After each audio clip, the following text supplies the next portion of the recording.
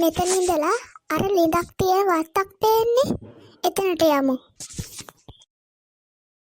මේ වත්තටද මම ප්‍රාර්ථනාව කියන්න ඕනේ? නෑ, මේ ලිඳට ප්‍රාර්ථනා කරන්න. මේක ප්‍රාර්ථනා ලිඳ හෙවත් අද්භූත ලිඳ කියලා කියනවා. ඔයා කියන ප්‍රාර්ථනාව මේ ලිඳ ඉෂ්ට කරනවා. මේ ලිඳේ වතුර නෑ. ඒත් පොය දවසට මේ ලිඳ ඇතුළේ සුදු වී දිලිසෙන්න පටන් ගන්නවා. ඒ හින්දා මේක අද්භූත ලිඳ කියලා කියනවා. ඔයා ප්‍රාර්ථනා කරන්න. මට ලොකු සල්ලි මල්ලක් දෙන්න. ඔබගේ ප්‍රාර්ථනාව ඉටු කළා. මොනද? ලොකු සල්ලි මල්ලක්? මට හිතා ගන්න බැහැ. මේක ඇත්තක්. ඔබට අසීමිත වර ප්‍රමාණයක් තිබෙනවා. ඔබට අවශ්‍ය හැමදේම පතන්න. හැමදේම?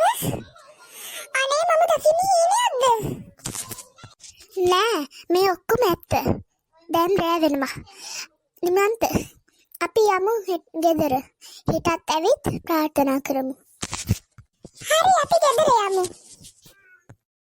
මේ ප්‍රාර්ථනා මගේ සාපලක් මැනක නිර්මාණය කරයි. මේ ප්‍රාර්ථනා ගැන මම ඔවුන්ට ඒවා ඉෂ්ට කරනවා.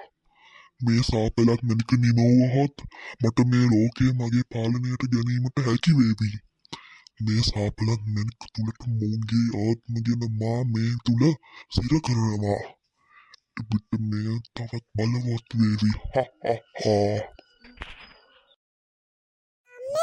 අම්මේ! මාත් බය වුණා. බලන්න මට හම්බුනේ දේ. මොනවා? මෙච්චර ලොකු සල්ලි මල්ලක්? කොහොමද පුතේ මේක හම්බුනේ?